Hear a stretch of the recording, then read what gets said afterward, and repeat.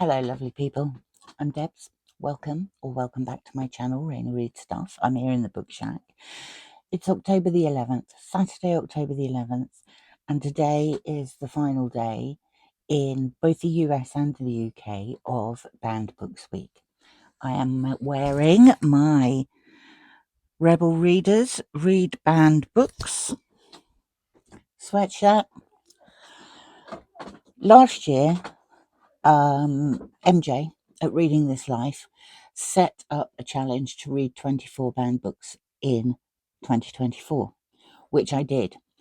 And I did it much more easily, I should say, than I thought I would, because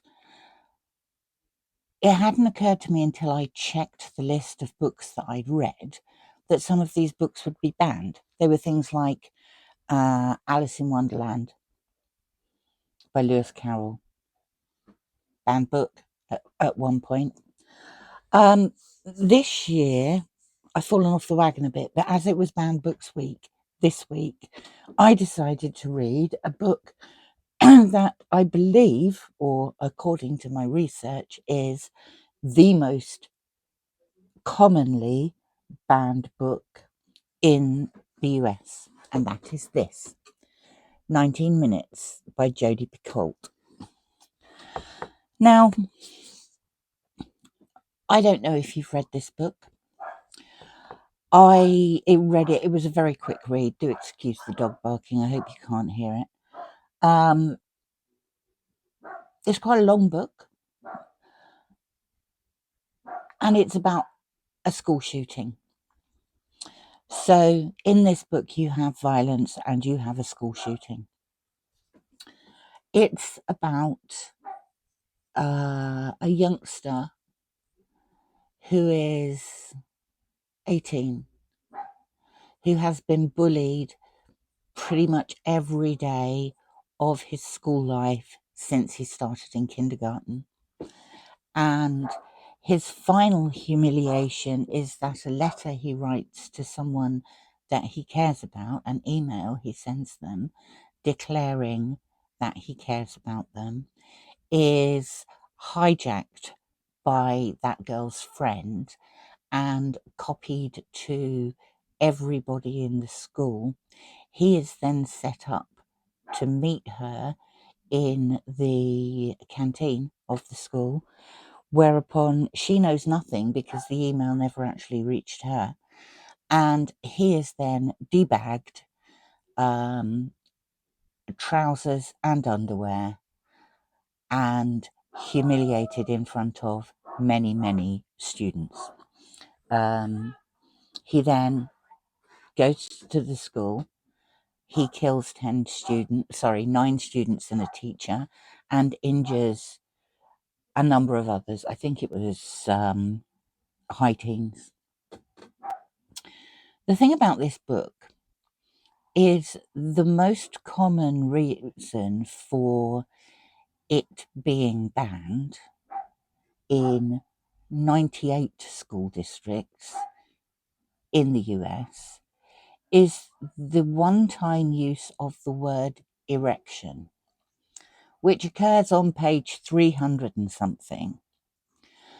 Other reasons, obviously, are the subject matter.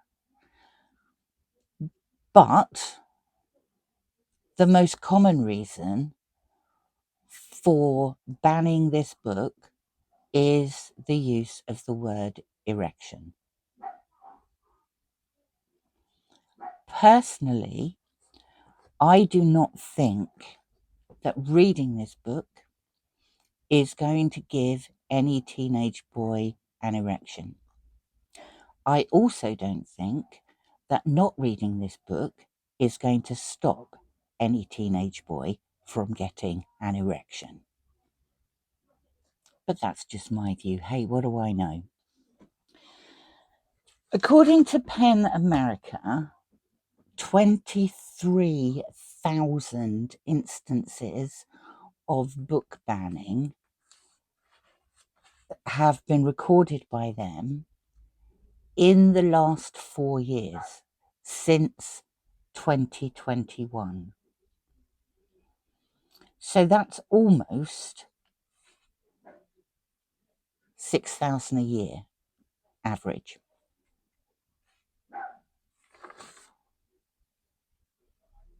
I do not understand, and I will never understand, why a parent cannot police their own child's reading. Both of my daughters are in their 30s now. I don't need to police their reading. I would never have stopped them reading something because it had the word erection in it. But more than that, if I had an opinion about what my children should or shouldn't read, I would have communicated that to them. I wouldn't expect the county to have communicated that to them. I certainly wouldn't have expected other people's children not to be able to read something because I found it personally offensive.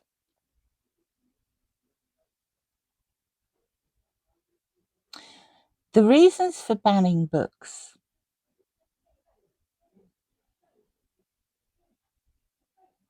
The reason for preventing your own child from reading a book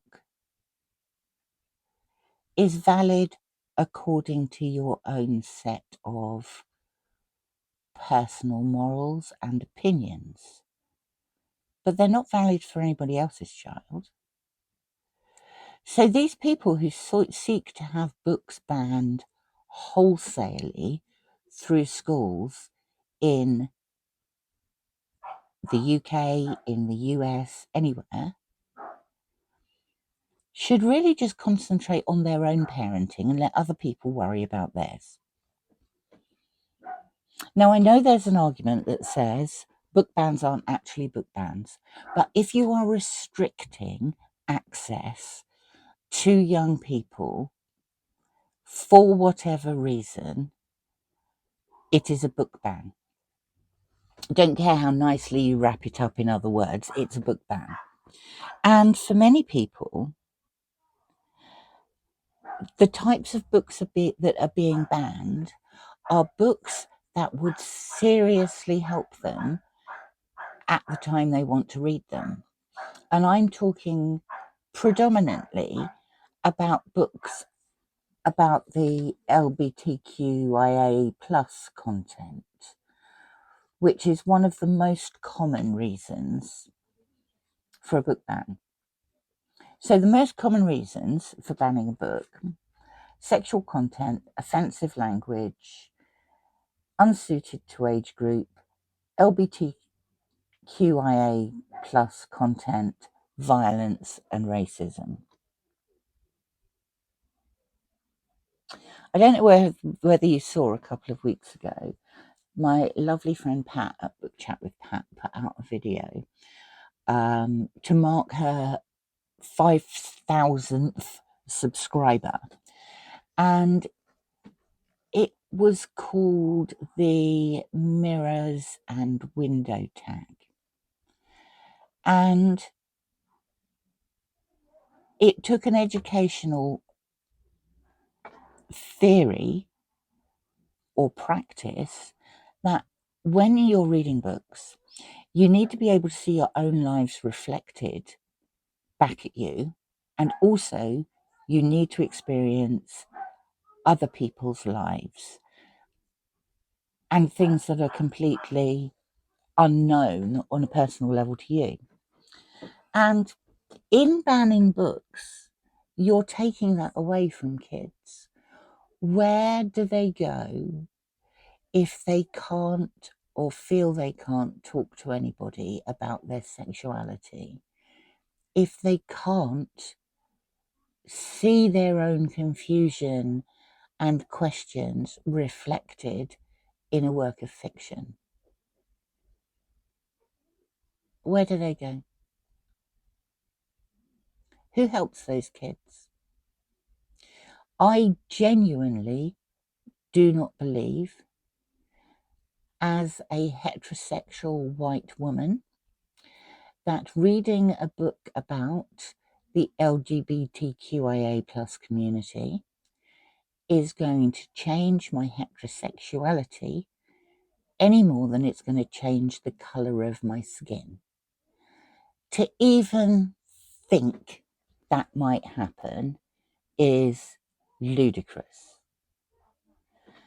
And guess what? You are not going to stop teens who want to have sex from having sex. However, what you can do is you can give them access to reading material that explains the pros and cons and the responsible way of doing that, like Forever by Judy Blume, which is also a banned book.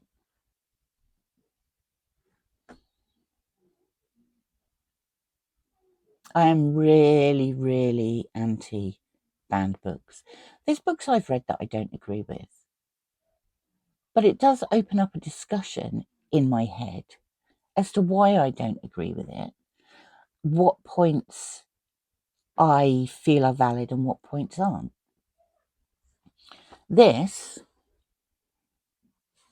was a really interesting depiction of how a child can snap after having to endure bullying every day and finding no real respite even at home.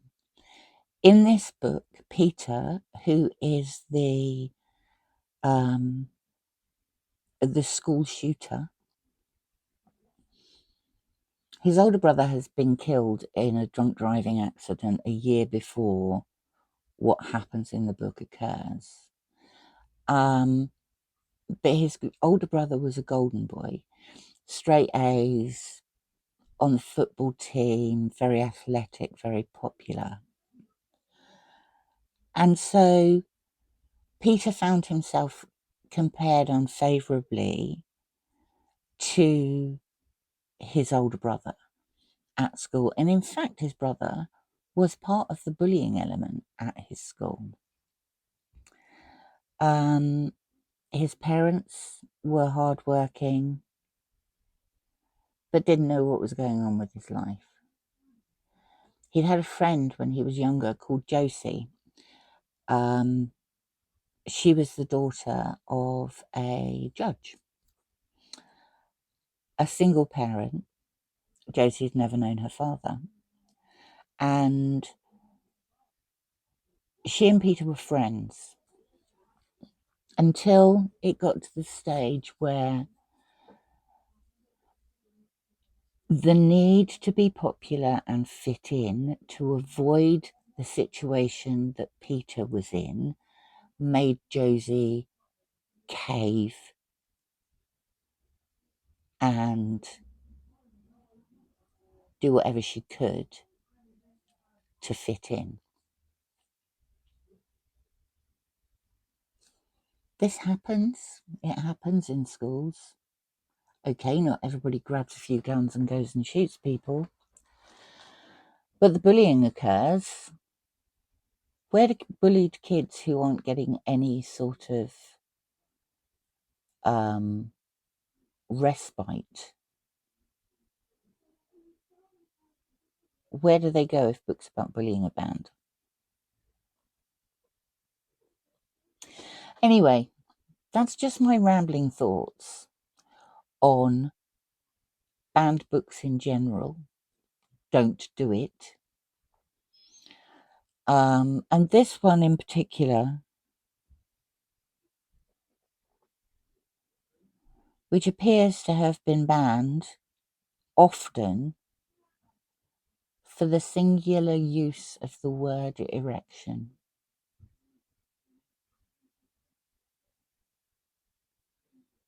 If you don't want your kid to read a book a particular book, that's entirely up to you. But don't force it on other people. That's just wrong, blinkered,